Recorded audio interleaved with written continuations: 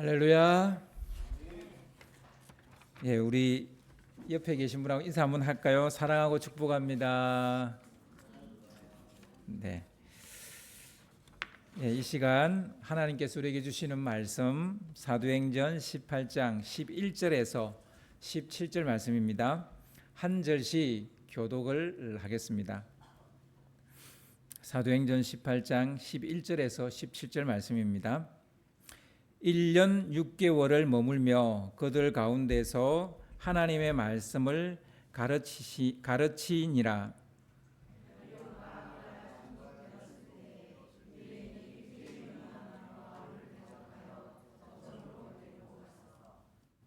말하되 이 사람이 율법을 어기면서 하나님을 경외하라고 사람들을 권한다 하거늘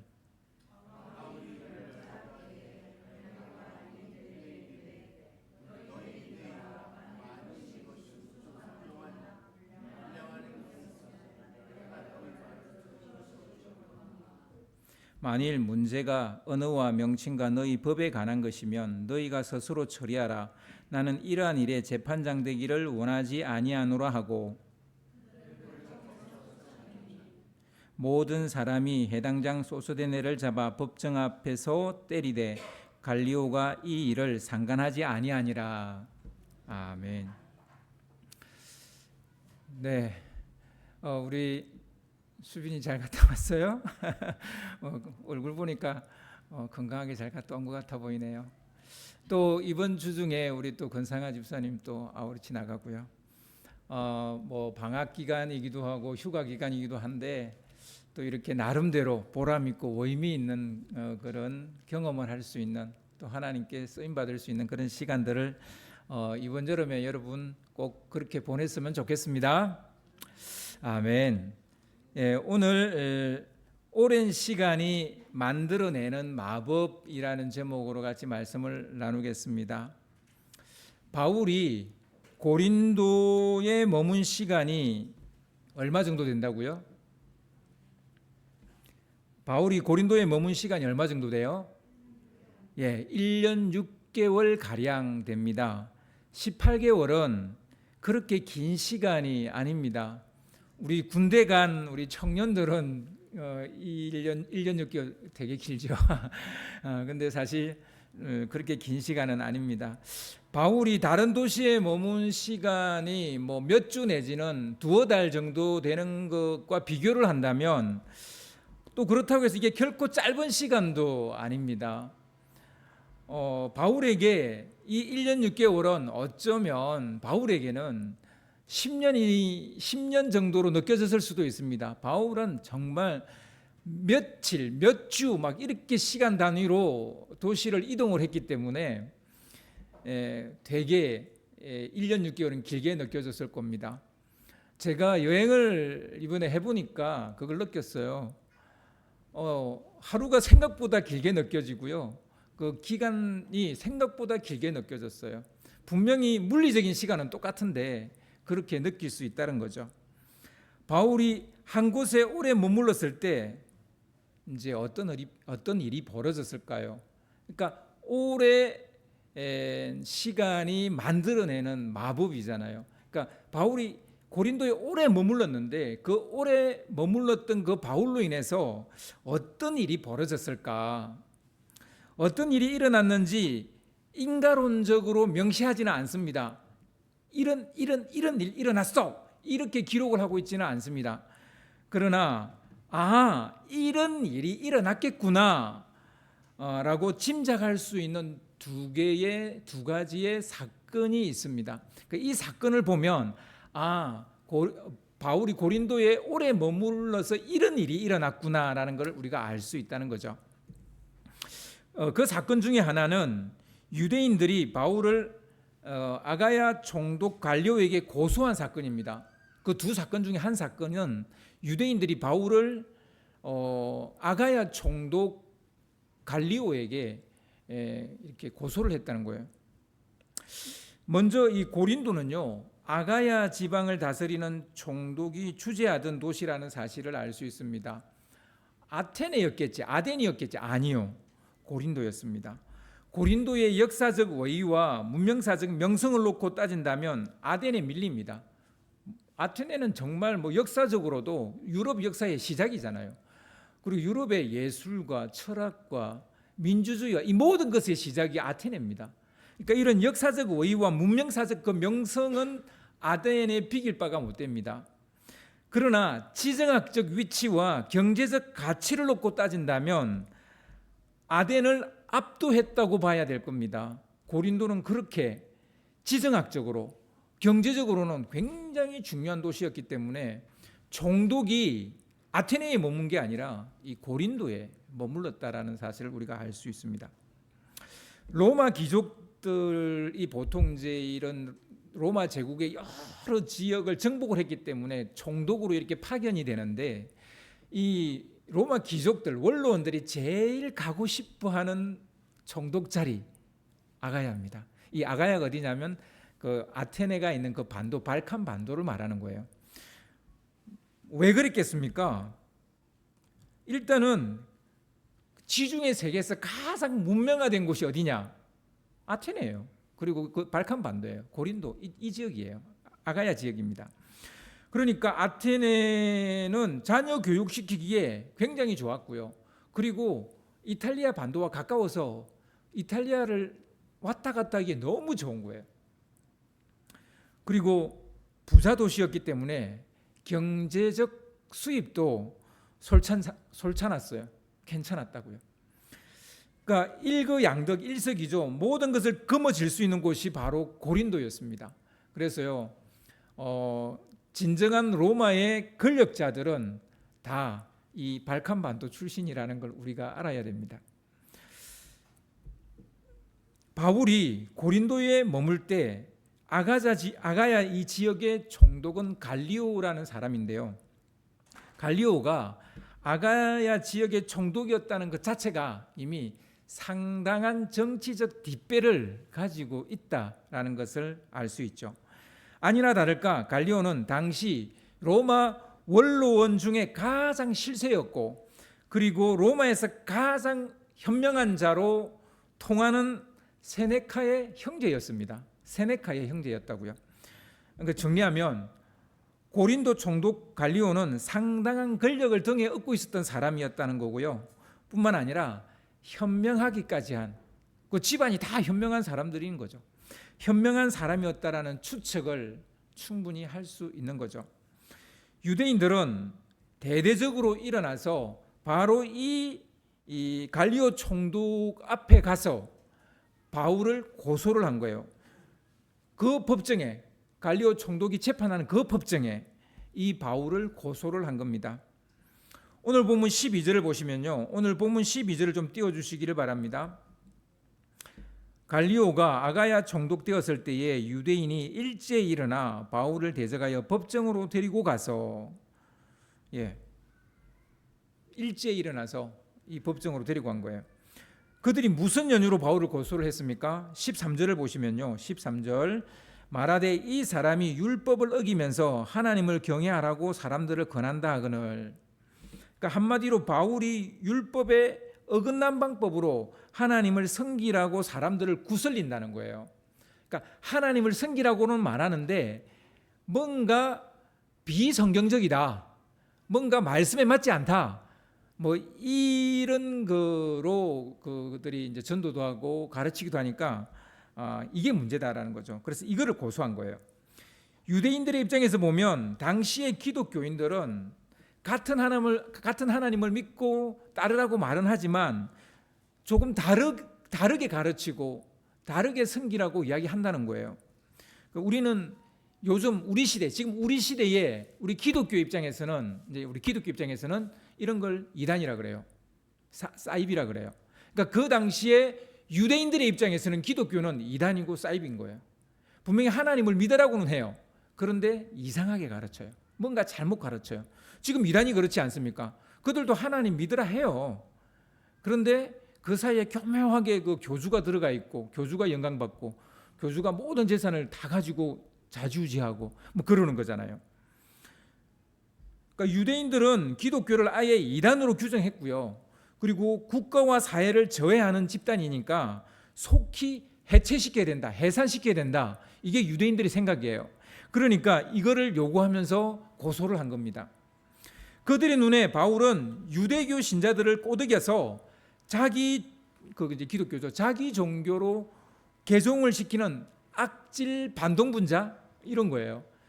바울 본인도 유대인이잖아요. 근데 유대인이 유대교가 아닌 다른 종교, 뭔가 다른 종교, 그 기독교를 믿으라고 이렇게 유대인들을 꼬드기니까 이게 이제 자기들 눈에는 이제 악질 반동분자인 거죠.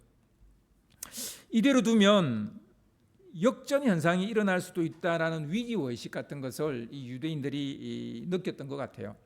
그래서 이것이 유대인들이 대대적으로 일어나서 바울을 법정으로 끌고 간 이유입니다. 유대인들이 갈리오 총독 앞에서 고소의 변을 하였습니다. 이런 문제로 이 사람을 고소합니다. 이제 이렇게 했겠죠. 그러니까 갑작스럽게 일어난 일이에요. 그러니까 바울도 경황이 없었죠. 경황이 없었는데, 그렇지만 이런 일 한두 번 겪은 것도 아니고 바울은 즉각 그 유대인들의 고소 내용을 반박하기 위해서 입을 딱 떼려고 하는데, 그런데 갈리오 총독이 먼저 선수를 치는 거예요. 그래서 오늘 본문 14절 15절을 보시면 14절 15절을 좀 띄워주시기 바랍니다. 바울이 입을 열고자 할 때에 갈리오가 유대인들에게 이르되, 이제 바울이 막 반박하려고 할 때에 총독 갈리오가 유대인들에게 말했어요. 너희 유대인들아, 만일 이것이 무슨 부정한 일이나 불량한 행동이었다면 내가 너희 말을 들어주는 것이 옳거니와, 만일 문제가 언어와 명칭과 너희 법에 관한 것이면 너희가 스스로 처리하라. 나는 이러한 일에 재판장 되기를 원하지 아니하노라. 갈리오 총독은 이런 지하에 이 고소를 치하해버리겠다는 거예요. 재판하지 않겠다고 단호하게 거절을 해버립니다. 도대체 왜 안 하겠다는 겁니까? 로마법을 어긴 것이 아니기 때문이에요. 너희들의 종교에 관한 문제지 이 로마법을 어긴 것은 아니라는 거죠. 유대인들이 고소한 내용은 종교적인 문제예요. 너희들끼리 해결하라는 거예요. 갈리오는 예수를 재판했던 빌라도를 알았을까요? 몰랐을까요? 알 수가 없죠. 만약 빌라도를 알았다 하더라도 그는 알았으면 아마 빌라도처럼 그렇게 종교 문제로 말려 들어가고 싶지 않았을 것 같아요. 빌라도는 그냥 말려 들어갔어요. 자기도 모르게. 만약 빌라도를 몰랐다 해도 그는 종교적인 문제는 항상 골치 아픈 문제라는 것을 알고 있었던 것 같아요. 그래서 알았든 몰랐든 아무튼 갈리오는 이 재판에 자기가 서기를 원치 않았습니다. 그는 현명한 판단을 하였던 거죠. 그러나 갈리오가 이 고소를 치하시킨 또 다른 이유가 있다고 저는 생각을 합니다. 바울이 전하는 도를 따르는 사람들이 많았기 때문이에요. 그러니까 그 유대인들이 그 로마의 법을 가지고 이야기한 게 아니라 종교를 가지고 한 것도 치하한 이유이지만 바울이 전하는 도를 따르는 사람이 생각보다 많았기 때문에 갈리오는 중립을 지키려고 했던 것입니다. 어쩌면 유대인들보다 수적으로 더 많았을런지도 모릅니다. 오늘 말씀은 아니고 이거 앞에 보면 8절 말씀인데 여러분 다 아마 기억하실 거예요. 8절에 이런 말씀이 나옵니다. 또 해당장 그리스보가 온 지방과 더불어 주를 믿으며 수많은 고린도 사람들도 듣고 믿어 세례를 받더라, 이렇게 말하고 있습니다. 그러니까 수많은 고린도 사람들이 초창기부터 믿었고 지금은 오랫동안 있었으니까 더 많은 숫자가 믿었다는 거죠. 그러면 그 고린도에 있는 유대인들보다도 그 숫자가 많았을 수도 있다, 충분히 추측할 수 있는 내용이죠. 유대인들만 기독교의 정가세를 눈치챈 것은 아니라는 거죠. 총독 갈리오도 이 정도의 정무 감각은 있었다는 거예요. 보니까 이 기독교 세력도 이제 만만치가 않은 거예요. 그러니까 바울이 고린도에 오래 머물고 됨으로써 기독교인 숫자가 굉장히 많아졌다라는 걸 우리가 추측할 수 있죠. 갈리오는 수적으로 비등하거나 아니면 기독교가 더 많기 때문에 이 잘못 건드렸다간 두 종파 간에 걷잡을 수 없는 다툼이 일어날 수 있다라는 판단을 한 것 같습니다.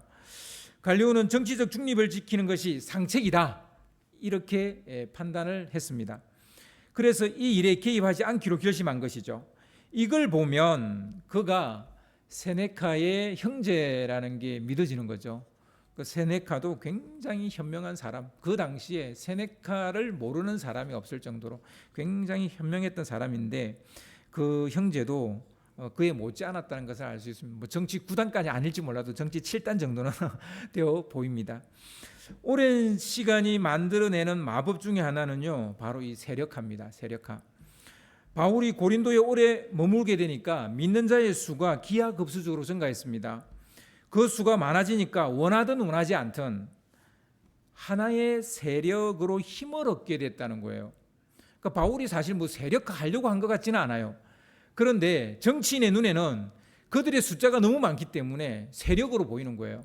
여러분, 우리나라도 마찬가지입니다. 우리나라 정치인들요, 우리 기독교를 어떻게 보는 줄 아세요? 하나의 세력으로 봐요. 굉장한 큰 힘을 가지고 있다고 봅니다. 그래서 뭐 기독교의 그 지도자들 모임에 정치인들 절대 안 빠집니다. 왜요? 세력이니까. 근데 우리 기독교가 이걸 세력화하려고 하면 안 됩니다. 이건 우리에게 독이 될 수 있어요. 그런데 원하지 않지만 그건 세력이 되는 거예요. 힘이 되는 거예요. 강력한 힘이 되는 거예요. 무엇을 하든 오랜 시간을 투자해야 하는 이유가 바로 여기에 있습니다. 시간을 투자하면요, 세력이 돼요. 힘이 돼요. 세력을 가지면 힘을 가지게 되고 자동으로 보호를 받게 됩니다. 사실 갈리오가 기독교를 뭐 좋아했겠어요? 뭐 좋아해서가 아니라 하나의 세력이니까 잘못 건드리면 이 굉장히 시끄러워지는 거예요. 그럼 자기의 명성에 누가 끼치게 되니까 자기는 여기서 종독 노릇 잘해서 로마 그 정치 중앙 정치에 자기는 들어가고 싶은 거니까 여기서 뭐 이런 문제 저런 문제 터지면 안 되는 거예요. 그러니까 뭐 기독교가 좋았으라기보다는 하나의 세력이 됐기 때문에 쉽게 이 문제에 개입하지 않으려고 하는 거죠. 세상 이치가 사실 다 그렇습니다. 그래서요, 우리가 세력을 가지려고 할 필요는 없지만 때로는 세력이 우리를 지키고 보호해줄 때가 있어요. 그래서 사람들은 세력이 있는데 줄을 대려고 하고 세력 편에 서려고 하고 거기에 줄을 서려고 하는 것 같아요. 뭐 그렇지만 그게 모든 것은 아니죠. 그게 모든 것은 아닙니다. 얼핏 보면 갈리오 총독이 중립을 지킨 것처럼 보이지만 곰곰이 살펴보면 바울과 기독교 편에 섰다는 느낌은 저만의 느낌은 아닐 것 같아요. 중립에 선 것 같은데, 중립을 지킨 것 같은데 조금만 생각해보면 바울과 기독교 편에 섰다라는 그런 느낌 같은 느낌을 받게 됩니다. 갈리오 총독이 바울과 기독교를 지켜주려는 것처럼 보여요. 뭐 그게 본 의도는 아닐지 몰라도 하여튼 드러난 의도는 지켜주는 것처럼 보인다고요. 물론 갈리오는 정치적 이해득실을 따져서 행동한 것입니다.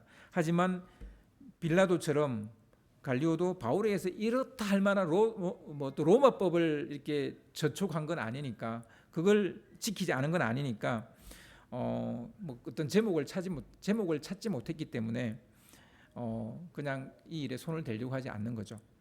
이걸 뒤집어 생각해 보면 이렇습니다. 바울을 따르는 사람들, 이제 기독교죠. 이 기독교는 굉장히 도덕적이고 양심적이었다는 거예요. 그러니까 크게 뭐 문제를 일으키지 않았다는 거예요. 제국에 반하지 않았다는 얘기예요. 로마 제국에 반하지 않았다는 거예요. 반제국주의적이거나 반체제적이지 않았다는 거예요. 그래서 바울의 서신서를 보면요, 내 그 종들에게 내 주인을 섬기라고 말해요. 그리고 국가를 위해서 기도하라 그래요. 고린도 기독교인들은 고린도 사회에서 선한 영향력을 끼치고 있었던 걸로 보입니다. 그들은 온순한 양처럼 보였고요, 변화된 삶의 모습을 보여주었고요, 성숙한 사람들로의 그 사람들의 모습을 보여준 것 같아요. 이것이 갈리오 총독이 재판을 거부하고 취한 이유 중에 저는 하나라고 봅니다. 저들이 있음으로 해서 우리 고린도 사회가 굉장히 안정적인데 굳이 이걸 종교적인 차이로 문제를 만들고 싶지 않았다. 뭐 쉽게 말하면 이런 거죠. 솔직히 기독교가 갈리오 총독에게 미운 틀이 박혔다면 어떻게 됐겠어요? 뭔가 수상한 냄새를 자꾸 풍기고 있다면 어떻게 했겠어요? 유대인의 고소를 빌미 삼아서 싸그리 잡아서 족쳤을 거예요. 근데 갈리오가 볼 때 전혀 기독교는 그렇지 않았던 거죠. 그러니까 굉장히 성숙된 집단이었다는 거예요. 기독교인들은 고린도시에 대체 불가능한 존재로 자리매김하고 있었다는 것입니다. 인간의 역사를 놓고 보면요, 대체 가능한 존재라고 인식이 되면요, 인간은 무섭게 그들에게 폭력을 가합니다. 근데 이게 대체 불가능한 존재잖아요. 이들을 그 누구도 대체할 수 없는 존재잖아요. 절대로 폭력을 쓰지 않습니다. 대체 가능한 사람들, 이런 사람들에게 폭력을 쓰는 거예요. 그게 우리 사람들의 비겁함이에요. 비굴함이에요. 뭐 우리 안에 있는 것들이라 뭐 어쩔 수 없는 거긴 하겠지만 사람들이 그래요. 대체 불가능하다는 생각을 하면 폭력을 쓰지 않습니다. 그러니까 갈리오가 볼 때 이 기독교인들은 대체 불가능한 존재들이에요. 저들이 고린도시를 떠받치고 있는 듯한 이런 느낌을 받게 되는 거예요. 그런데 그들에게 칼을 들이대고 창을 찌를 수 없는 거죠. 그래서요, 우리 기독교인들이요, 우리나라에서 대체 불가능한 존재가 돼야 돼요. 아멘? 근데 지금 어때요? 대체 가능한 종교가 됐어요. 니네 있어도 그만 없어도 그만, 이런 식의 생각을 하게 된 종교가 됐어요.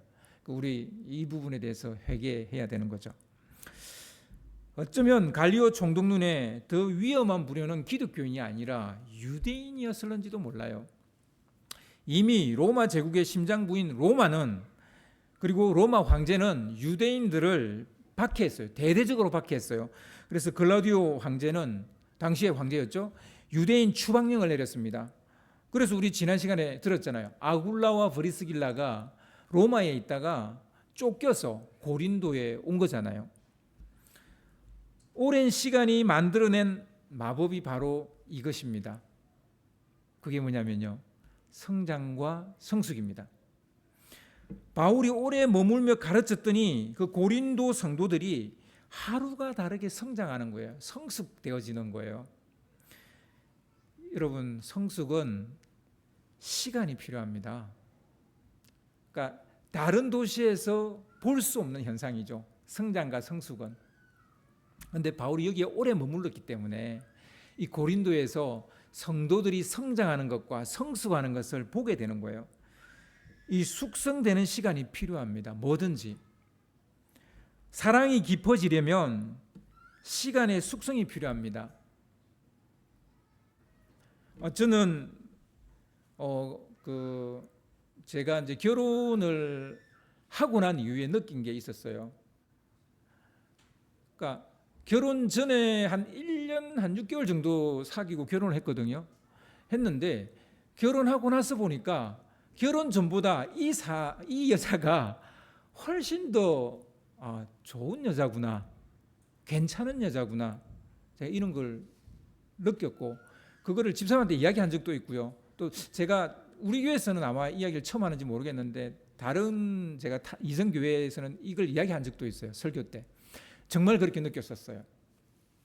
그러니까 오래되면 오래될수록 그 사람의 아름다움이 더 보이는 거예요. 사랑스러움이 더 보이는 거예요. 이런 거 여러분 느껴보셨어요? 결혼과 동시에 가족끼리 왜 이래? 이러고 있지는 않습니까?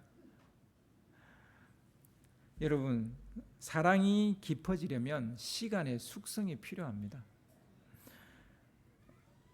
제가 지난 그 안식년 동안에 이제 유럽을 이렇게 다니면서 보통 그 식전에 꼭 와인을 갖다 줘요. 와인을 갖다 줘요. 제가 돈 내고 그 식당에 들어갔는데 그 와인을 안 마시면 제 손해잖아요. 그래서 제가 와인을 마셨어요. 근데요, 이 촌놈이라 와인의 맛을 모르겠는 거예요. 이 식당에서 주는 와인이나 저 식당에서 주는 와인이나 그 맛인 거예요. 저는 전혀 모르겠더라고요. 그런데 여러분, 우리 잘 알잖아요. 좋은 와인은 오래 숙성된 와인이라는 것을. 근데 그런 식당에는 그런 와인을 내놓지 않습니다. 진짜 비싼 식당에 가야 그런 와인이 나와요. 그러니까 제가 비교가 되겠어요? 그러니까 제가 제 입맛도 촌놈이라 모르지만 사실은 다 고만고만한 와인이 논다는 얘기죠.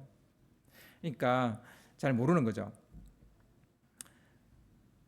여러분, 그 아기를 오래 보고 있으면 굉장히 사랑스러워질 때가 있어요. 특히 자고 있는 아기를 보고 있으면요, 정말 눈에 넣어도 아프지 않을 것 같이 사랑스러워요. 근데요, 여러분, 부부간에 이런 거 있으세요? 제가 저희 집사람 요즘 자고 있는 걸 보면 막 입 벌리고 막 이렇게 자고 있어요. 막 이러고 자고 있어요. 어떨 땐 코까지 골아요. 근데 가만 보고 있으면 이뻐요. 사랑스러워요. 우리 장로님, 근사님 보시면 그렇죠? 예, 알겠습니다. 예, 비밀로 하겠습니다. 예, 여러분 그런 거예요. 이게 진짜 깊어지는 사랑이에요.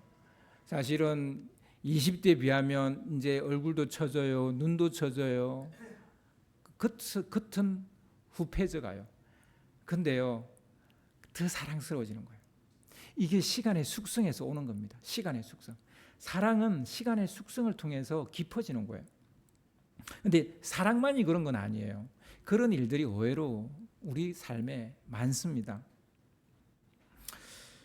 우리는 너무 분절된 시간 속에 삽니다. 그래서 어느 한 가지에 오래도록 머물지 못합니다. 한 곳에 오래 머물지를 못해요. 한 교회에 오래 머물지 못하시는 분들이 계세요. 이 가나안 성도라 그러죠. 여기저기 떠도는 성도들 말하는 거죠. 이 세상이 그래요. 세상이 어느 한 곳에 오래 머물지 못하게 만들어요. 우리는 쇼츠나 틱톡에 빠져서 서서히 이 깊이라는 것을 잃어가고 있습니다. 그러니까 드라마 같은 거, 그런 거 정주행하면 뭐 16편 정도, 이 정도 보통 돼요. 우리나라 드라마는. 근데 뭐 중국 드라마 보면 막 50몇 편, 60몇 편 돼요. 와, 죽으다 깨어나도 볼 수 없어요. 그런 시간이 저한테 없어요. 그러니까 우리는 하나의 깊이 빠져들어가기에는 너무나 시간이 없는 거예요. 분절된 시간에 사는 거예요. 근데 이게요, 사실 병이에요. 하나에 빠져들지 못하는 거, 이거 병이에요, 병. 빛의 속도로 생산되고 소비되는 정보바다에서 허우적거리느라 정신을 차리지 못하는 거예요. 요거 조금 보다 저거 조금 보다 요거 조금 웃다가 저거 조금 웃다가, 그리고 하루가 다 가는 거예요. 이렇게 분절된 시간을 우리가 살고 있는 거예요. 사랑이 숙성될 시간을 주지 않는 거예요. 그냥 그래서 콩나물처럼 돼요. 비실비실하게 그냥 키는 컸는데 비실비실한 거예요. 콩나물처럼 우리가 자라고 있어요. 깊이라는 게 없어요. 시간과 정성을 들여서 만나야 되고요. 이해하기 위해 노력해야 되고요. 그렇게 할 때 비로소 우리는 그 사람의 아름다움에 눈을 뜨게 되는 거예요. 시간을 들여야 돼요. 정성을 들여야 돼요. 이해하기 위해서 노력을 해야 돼요. 근데 그런 거 필요 없다는 거. 안 맞으면 헤어져. 안 맞으면 친구 그냥 우리 오늘로 끝. 단절. 그러니까 뭐든지 그 숙성의 시간을 주지 않습니다. 우리 예수님을 믿는 것도 참 속도전으로 믿는 것 같아요. 여러분 그거 기대하면 안 돼요. 새신자나 우리 자녀들이 빨리 예수님을 잘 믿기를 기대하시면 안 돼요. 보통요 이렇게 속도전으로 가면 반드시 탈이 생겨요. 빨리 밥 먹으면 탈 안 생겨요? 탈 생기잖아요. 그러니까 꼭 씹어서 먹어야 소화가 잘 되고 그게 영양분이 되는 거예요. 진짜 그 사람의 아름다움을 보려면 그만큼 시간을 들여야 됩니다. 그냥 설교 하나 듣고 나는 뭐 대단한 신자가 된 것처럼 그렇게 흉내 내면 안 돼요.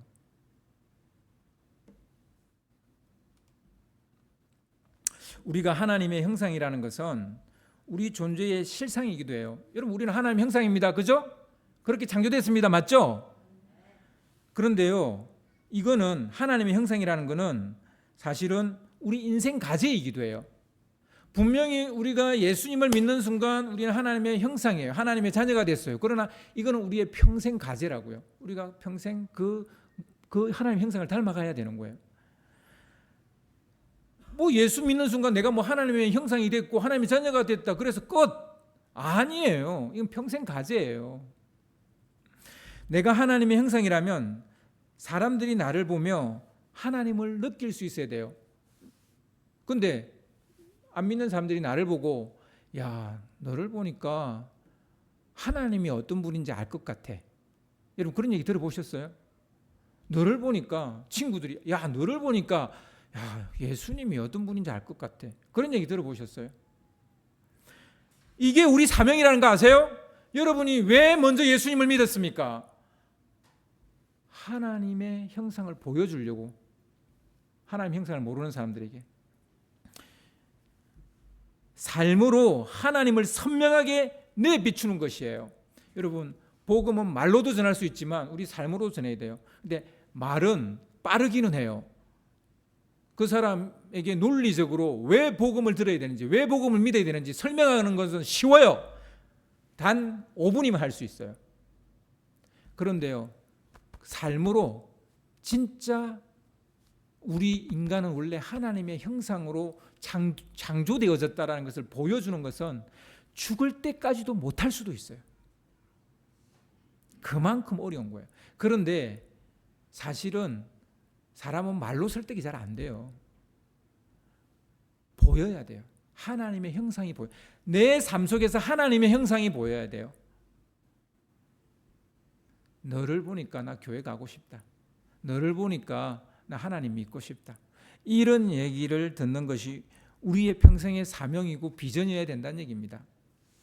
내가 하나님의 형상으로서 존중받아야 하는 것처럼 여러분 다른 이들도 하나님의 형상으로 대해야 돼요. 이게 황금률이에요. 예수님이 말씀하셨던 산상수훈 중에 말씀하셨던 황금률이라고요.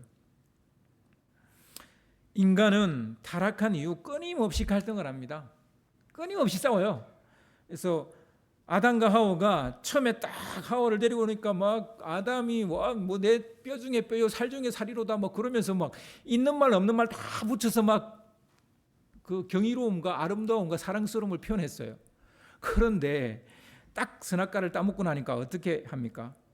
서로를 탓합니다. 저 여자가 먹으라 해서 내가 먹었고 여자는 저 뱀이 먹으라 해서 내가 먹었다. 근데 여기서 끝납니까? 아니에요. 가인은 시기심이 생겨서 아벨을 죽였습니다.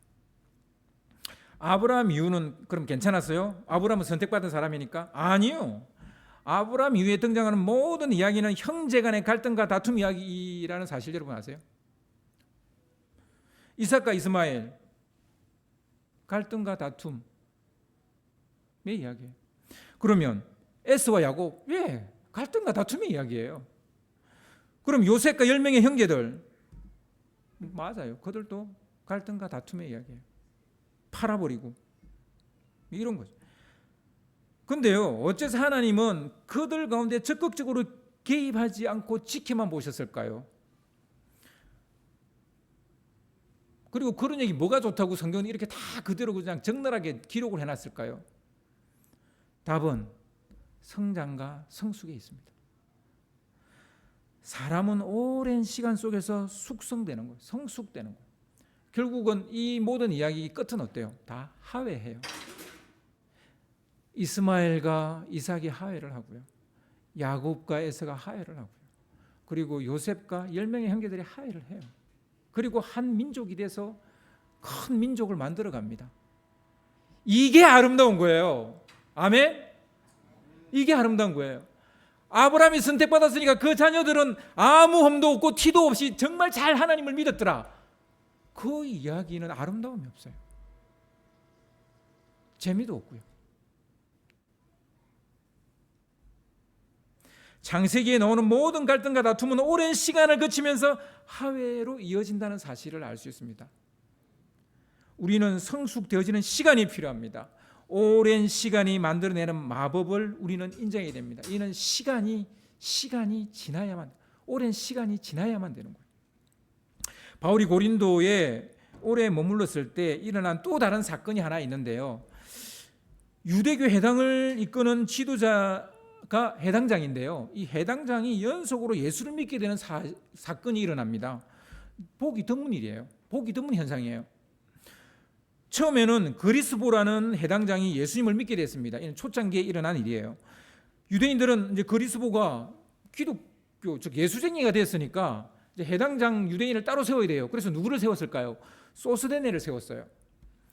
소스데네를 그리스보 대신 세웠습니다. 앉혔습니다. 그런데 소스데네도요 기독교로 개종을 해버립니다. 아니 해당장이 유대교의 중심 인물이 돼야 될 해당장이 자꾸 그러는 거예요.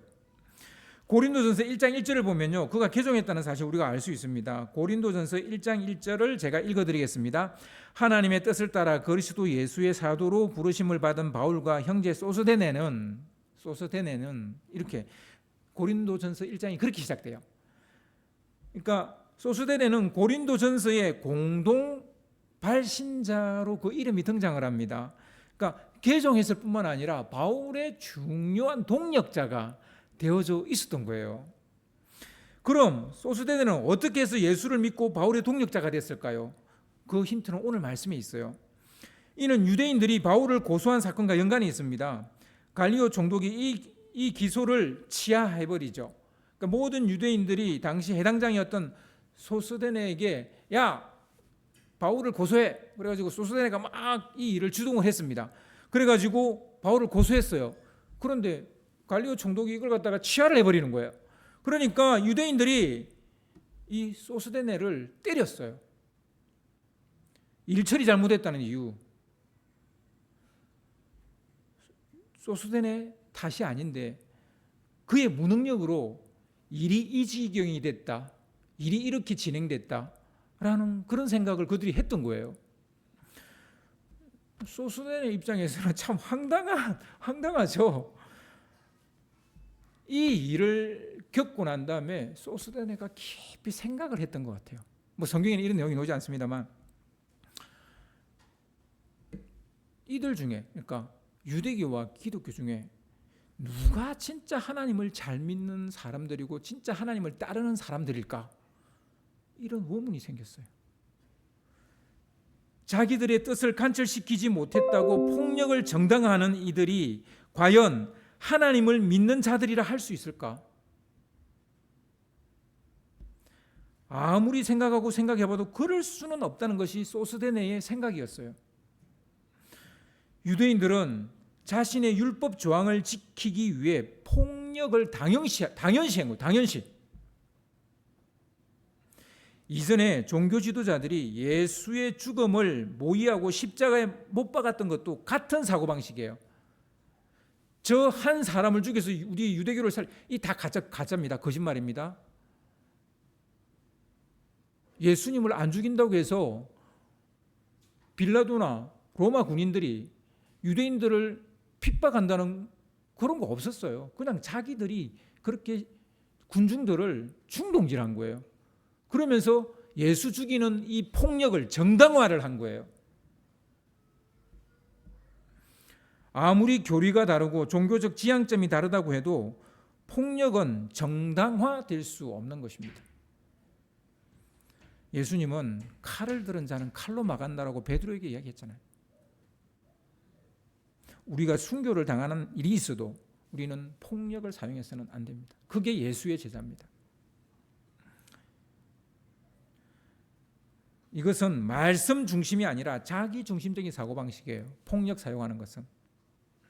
그러나 그들은 하나님의 계명을 잘 지킨다고, 유대인들은 자기들 하나님의 계명을 진짜 잘 지키는 사람이라고 착각을 하고 있는 거예요. 이것은 생각의 고착화가 일어났기 때문에 생기는 일입니다. 여러분, 여행자와 순례자의 차이를 아십니까? 여행자는요, 요구하고 순례자는 감사를 한다고 합니다. 제가 여행을 해보니까요, 진짜 저는 순례자가 아직 아니라는 걸 알게 됐어요. 딱 집에 이제 우리가 묵을 집에 갔어요. 근데 너무 추운 거예요. 아니 우리가 돈을 이만큼 냈는데 왜 집이 이렇게 추운 거야? 지저분한 거야. 아니 왜 이렇게 지저분한 거야? 계속 제가 요구의 언어를 쓰고 있는 거예요. 저는 여행자죠. 순례자는 아닌 거죠.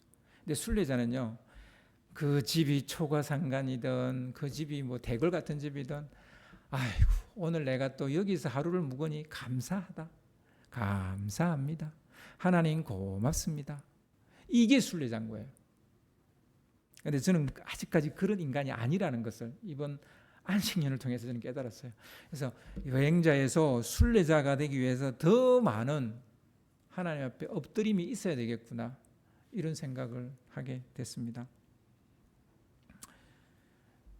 여행자는 값을 지불했기 때문에 자기가 치른 값에 합당한 대우를 받아야 한다는 생각을 합니다. 순례자는 그 길 위에서 만나는 모든 것, 그게 사람이든 사건이든 집이든 뭐든 간에 그냥 커서 감사할 때, 오늘 살아있다는 게 감사하다는 거예요. 고백의 언어를 사용하는 사람이 순례자입니다. 여러분 언어는 어떤 언어입니까? 고백의 언어를 쓰고 있습니까? 아니면 권리와 확신의 언어를 씁니까?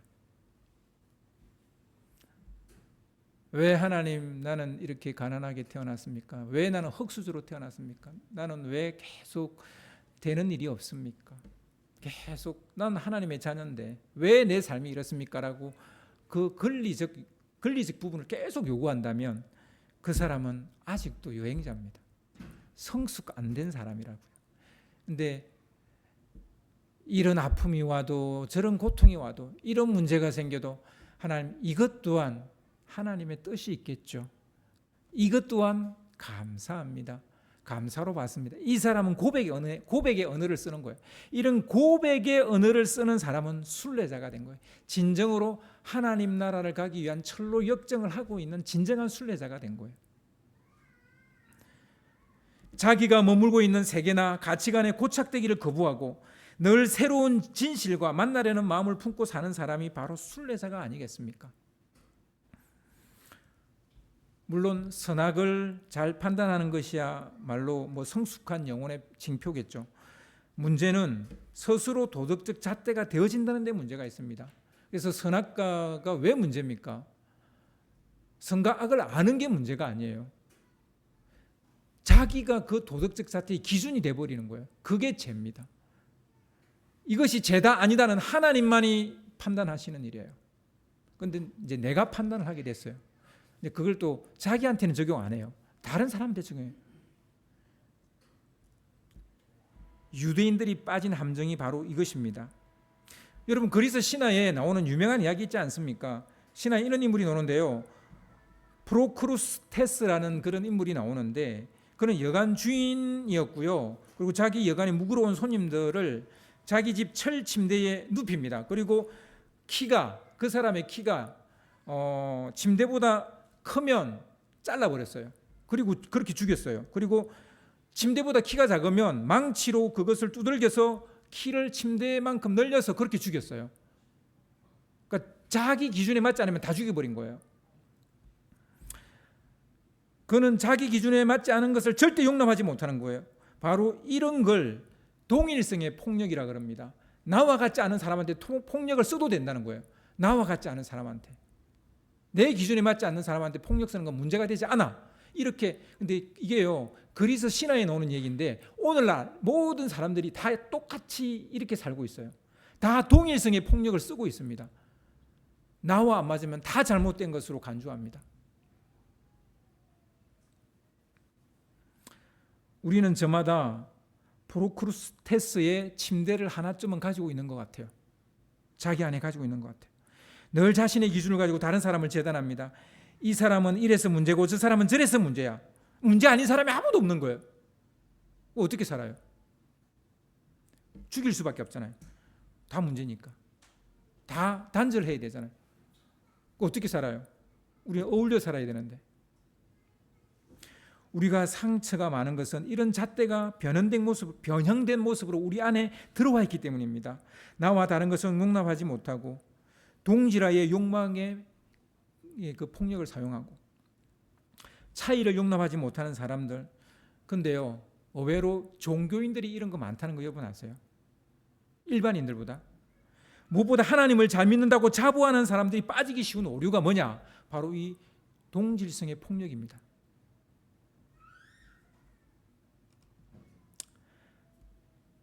교리는 최소한의 장치입니다. 가이드라인이죠. 교리에 고착되는 순간 다양한 하나님 체험을 할 수가 없게 돼요. 그래서 우리는 너무 이 보편 따라가면 안 돼요. 왜 카톨릭이 문제입니까? 왜 카톨릭 문제? 카톨릭이라는 말 자체가 보편이라는 말이에요. 너무 보편이라는 것을 강조하다 보니까 한 개인의 특별함이 다 사라진 거예요. 사람들은 특별해야 각자가 다른 거잖아요. 다 똑같으면 그거 로봇이지 그게 사람이에요. 내가 나인 것은 내가 저 사람과 다르기 때문이에요. 저 사람과 똑같으면 나일 리가 없잖아요. 하나님께서 일그러진 우리 삶과 관계 안에 잘 개입하지 않는 이유가 있습니다. 그래야 스스로 푸는 그 성장을 하게 되는 거예요. 성장은 뭡니까? 스스로 푸는 능력이에요.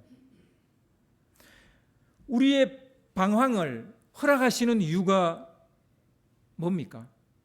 그래야 돌아오기 때문에. 왜 아버지는 둘째 아들이 집 떠나는 것을 그냥 내버려 두십니까? 아버지의 근안으로 어딜 가?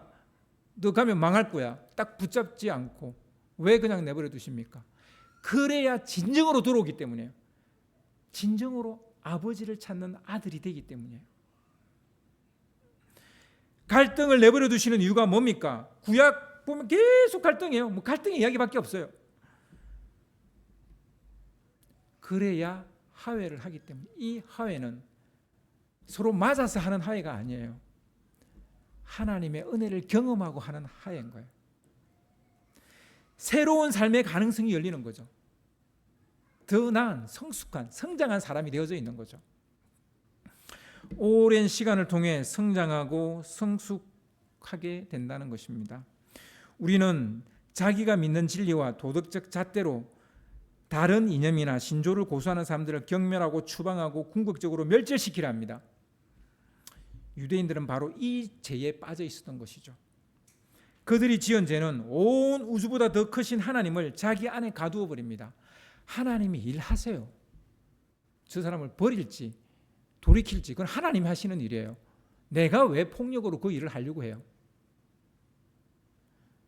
우리는 도리어 좀 더 하나님의 형상을 보여주는 거예요.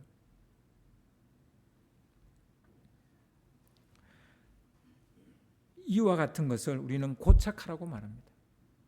이건 오랜 시간이 만들어내는 마법 중에 하나예요. 오랜 시간이 만들어내는 마법은 세 가지 정도로 이렇게 이제 제가 요약을 하겠습니다. 하나는 힘을 가지게 돼요. 오랜 시간을 뭔가 투자를 하면요, 우리가 원하든 원하지 않든 힘을 가지게 돼요. 그러나 이것은 독이 될 수 있다는 것을 항상 염두에 둬야 됩니다. 다른 하나는 성숙입니다. 우리가 오랜 시간을 가지게 되면, 투자하게 되면 이 오랜 시간이 우리를 성숙시켜줍니다. 성장시켜줍니다.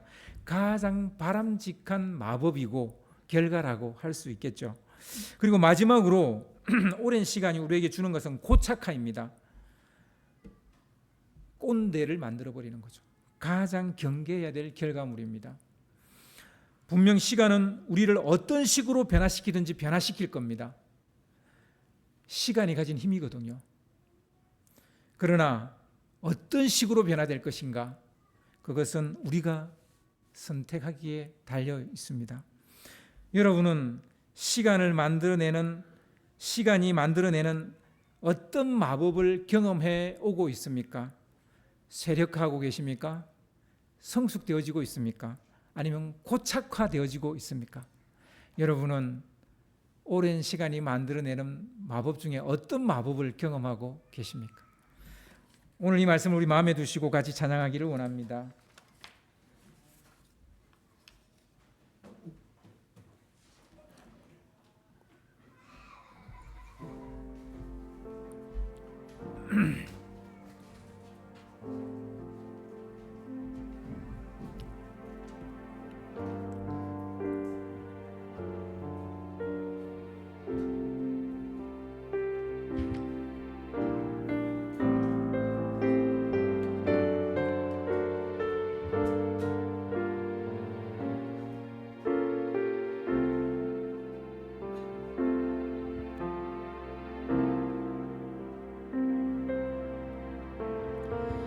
세상